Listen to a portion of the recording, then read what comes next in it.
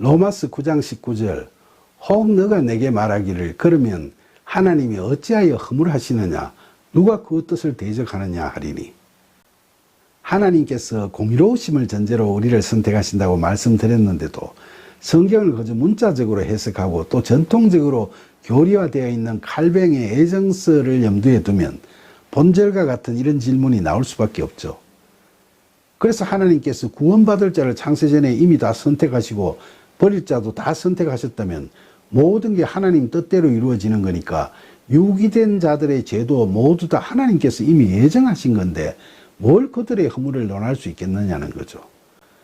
사실 칼뱅의 애정설은 프로테스탄트들에 대한 가톨릭의 탄압과 박해가 심했던 그 어려운 상황에서 강한 신앙적 확신을 불러일으키고자 하는 신학적 노력이 담겨 있는 그런 교리이고, 오늘날 현대인들의 합리주의적 과학적 사고로 생각할 때는 비판받을 소지가 있죠. 그래서 현대신학자 칼 바르트는 예수 그리스도 한 분이 유기되심으로써 모든 사람이 선택받을 수 있게 되었다는 만인 화해론의 근거를 둔 보다 합리적이고 진전된 예정론을 주장하기도 하죠. 본절에서 사람들이 누가 감히 하나님의 뜻을 대적하느냐는 말은 틀린 말이 아니죠. 그러나 이걸 따지듯이 묻는 게 문제죠. 왜냐하면 하나님께서 주권적 선택을 하셨다고 해서 모든 것을 숙명적으로 생각하는 것은 하나님께서도 바라고 계시는 바가 아니기 때문이죠. 로마서 9장 20절 이 사람아 너가 누구이기에 감히 하나님께 반문하느냐 지음을 받은 물건이 지은 자에게 어찌 나를 이같이 만들었느냐 말하겠느냐. 그래서 바울은 감히 누가 반문하느냐고 질책하고 있는 거죠. 지음을 받은 물건에서 물건이라고 표현한 건 우리의 존재가 피조물에 불과하다는 걸 잘 인식해야 한다는 바울의 뜻이 담겨 있는 대목이죠. 피조물인 우리의 한정된 사고의 틀로 하나님을 판단하려고 해서는 안 된다는 거죠. 이사야 55장 8절과 9절에서 하나님께서 이는 내 생각이 너희의 생각과 다르며 내 길이 너희의 길과 다름이니라 면서 이는 하늘이 땅보다 높음 같이 내 길이 너희의 길보다 높으며 내 생각을 너희 생각보다 높음이니라 그 하신 말씀을 묵상해 보세요. 공의로우신 하나님께서 하시는 선택과 유기는 그 뜻이 무엇인지를 한정적인 지혜를 갖고 있는 피조물인 우리로서는 제대로 명확하게 알 수가 없는 거죠. 로마서 9장 21절 토기장이가 진흙 한 덩이로 하나는 기히 쓸 그릇을 하나는 천히 쓸 그릇을 만들 권한이 없느냐.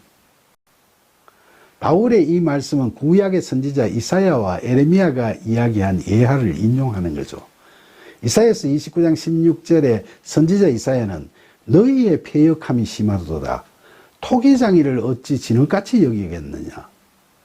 지음을 받은 물건이 어찌 자기를 지은 이에게 대하여 이르기를 그가 나를 짓지 아니하였다 하겠으며 빚음을 받은 물건이 자기를 빚은 이에게 대하여 이르기를 그가 총명이 없다 하겠느냐라고 말했죠.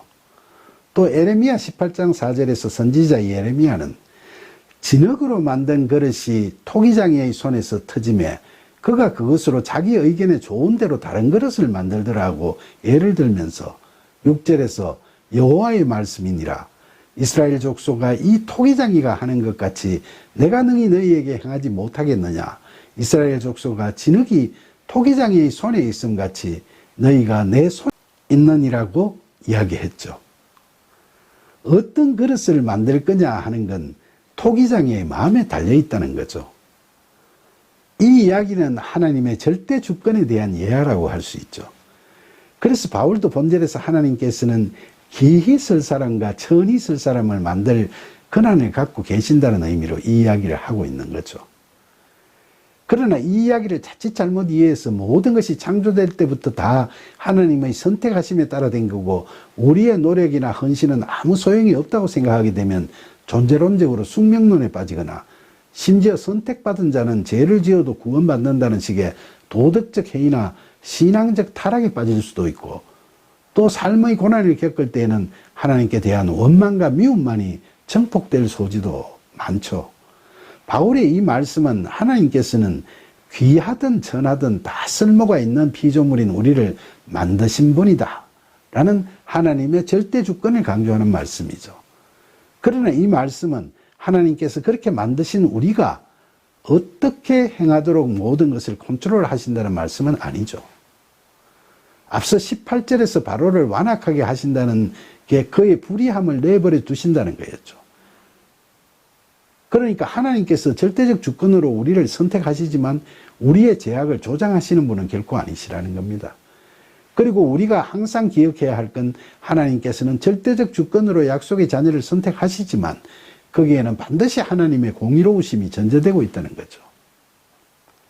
우리의 지혜와 능력으로는 그 이치를 다 할 수 없지만 하나님께서는 모든 것이 합력하여 선을 이루도록 하시려고 하나님의 공의로우심으로 우리를 선택하시고 유기도 하십니다.